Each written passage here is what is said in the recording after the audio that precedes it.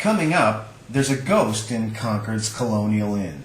Learn how to make a strawberry crostata. And children from Chernobyl receive their first physical. Also, Major League Baseball manager Jim Lefevre makes a stop in Lowell. It's all ahead.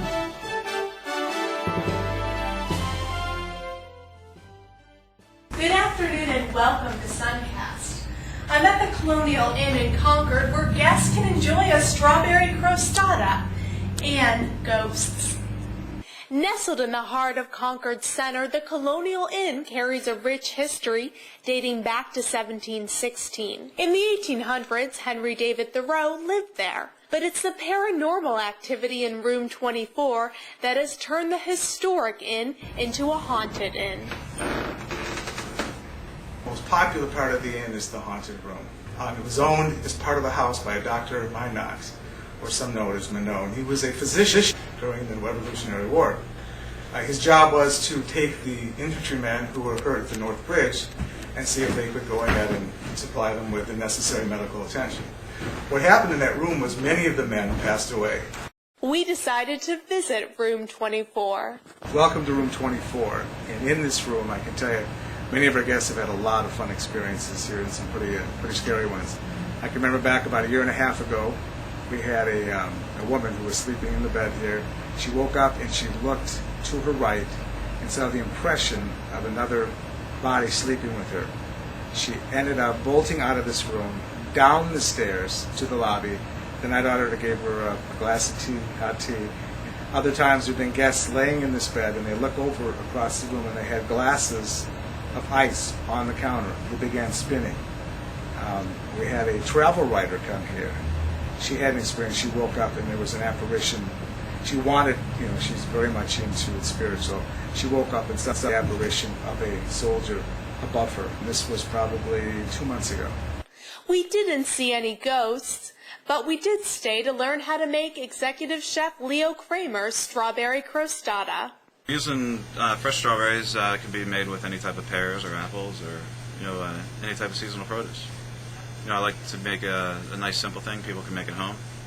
All right, so we're going to start with the local strawberries that I've already taken the greens, the hulls off, and I've already washed them with some cold water. So I'm just going to put those into our mixing bowl over here. We're going to put in some 1 tablespoon granulated sugar.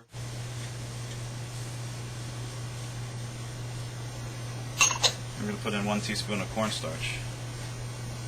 So the starch will thicken up with the berries and the sugar as we mix them around. So we're just going to press on them lightly just to get a little bit of the juice out of these strawberries. Next, put the berries on a 6-inch pie crust. Place the strawberries in the middle and fold it like a pie. Then take 1 egg yolk and 1 tablespoon of heavy cream and lightly brush it over the dough. And you're ready to bake. Alright, so we're going to put our crostata in the 400-degree oven for about 12 to 15 minutes. So the pie dough can get nice and caramelized and brown. This is what we're going to have. So the pie dough, this is where the French egg wash comes in. You get the crust nice, and you get these nice ripples on your dough right here. And Wednesday's newspaper will feature how to make the strawberry crostata step by step in our signature dish. Now, for some of these children, it's the first time they've received a physical.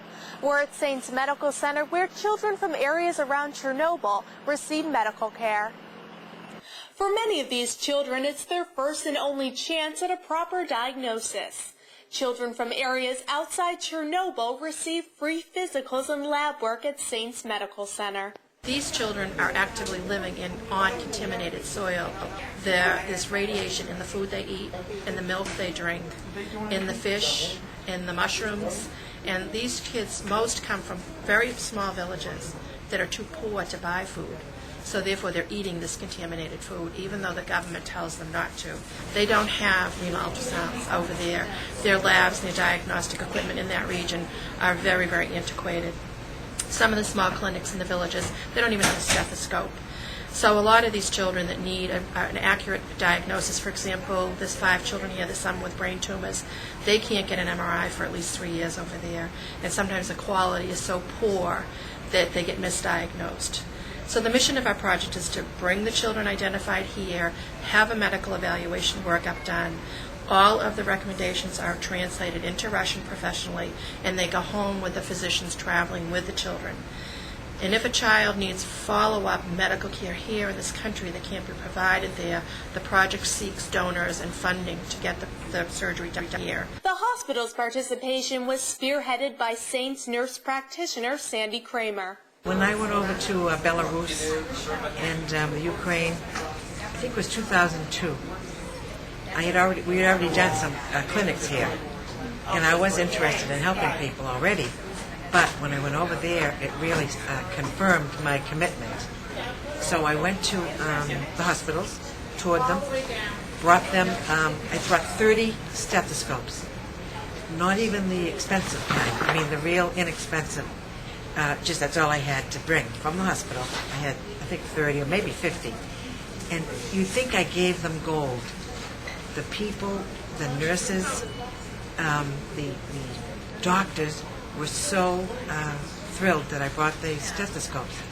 While the children will move on to receive other services, it's the experience of coming to Boston that's left a big impression, especially driving through the Big Dig. Понравилось мне. Ну, все. Что? Через который мы ехали. The first impression was a tunnel. So they went through the tunnel, and she has never seen that before, like in Belarus. So it was like it was an impression. Up next, we caught up with China's national baseball team in Lowell, coached by Jim Lefevre. China's national baseball team stopped in for a quick breakfast at Vic's restaurant in Lowell. The team played the Lowell All-Americans before heading to the Olympics in Beijing. We train ourselves for the Olympics, and we spent the last 5 years training in Arizona. And we thought there would be a nice little touch that at the end of the training session that we would make them swing through the East Coast, show them, what the East Coast is all about in the United States. And it's been a lot of fun. Thank you so much for joining us. Have a great afternoon.